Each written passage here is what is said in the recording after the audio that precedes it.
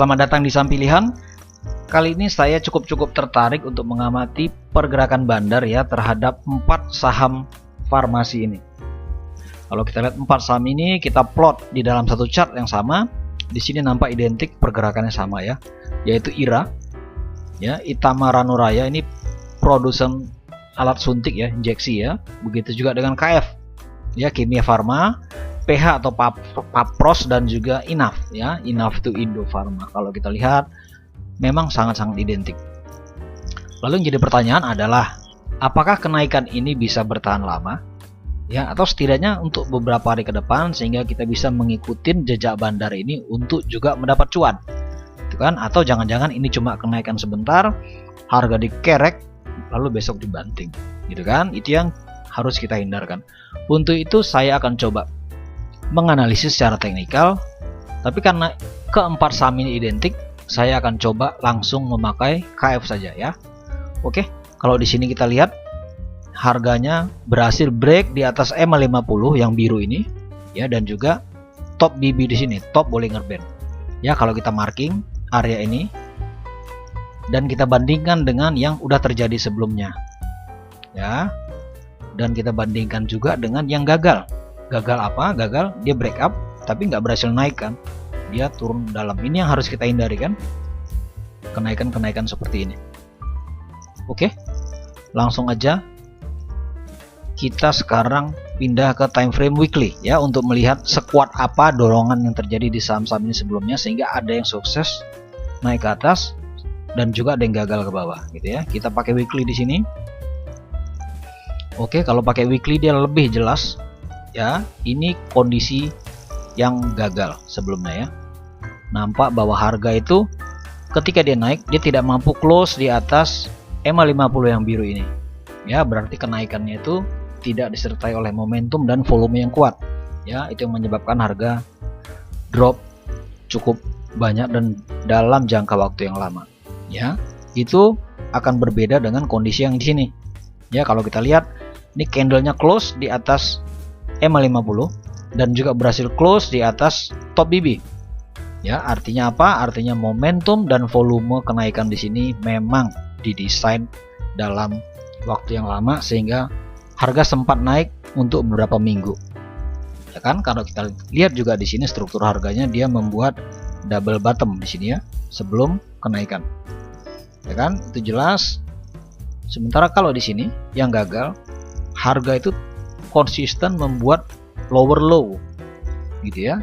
Itu yang membuat kenaikannya hanya sementara ya, dan di sini ada banyak retail yang nyangkut.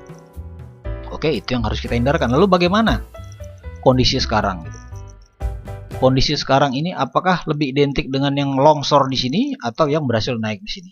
Ya, kalau kita amati secara teknikal, kondisi sekarang di sini ternyata identik dengan yang berhasil naik di sini. Karena apa? Satu tadi struktur ya. Di sini dia membuat double bottom, ya kan? Sementara di sini terus lower low. Dan kondisi terkini juga dia membuat double bottom yang sama, yaitu di sini. Itu yang pertama.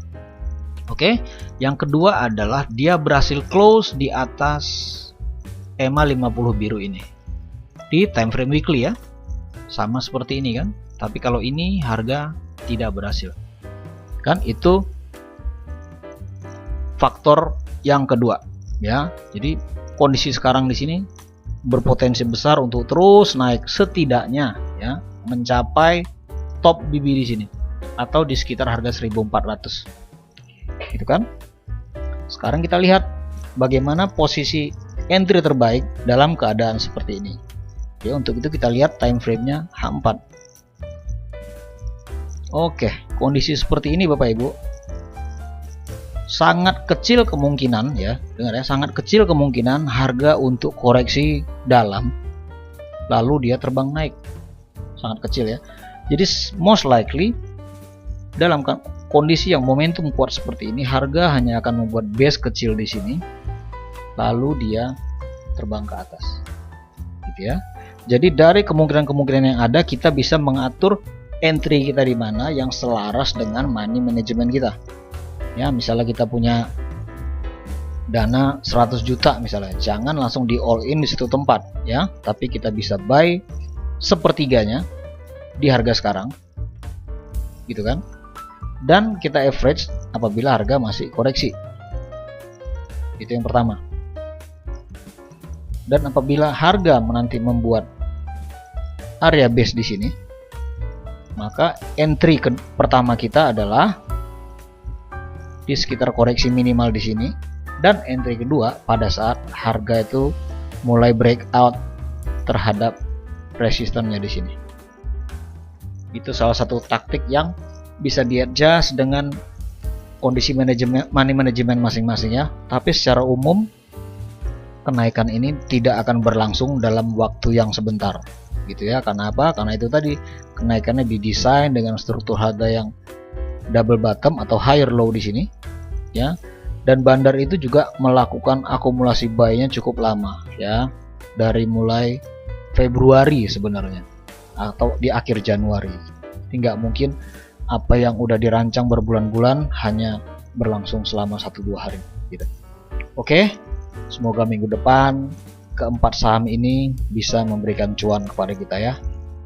Itu aja yang bisa saya sampaikan. Salam sehat, salam cuan.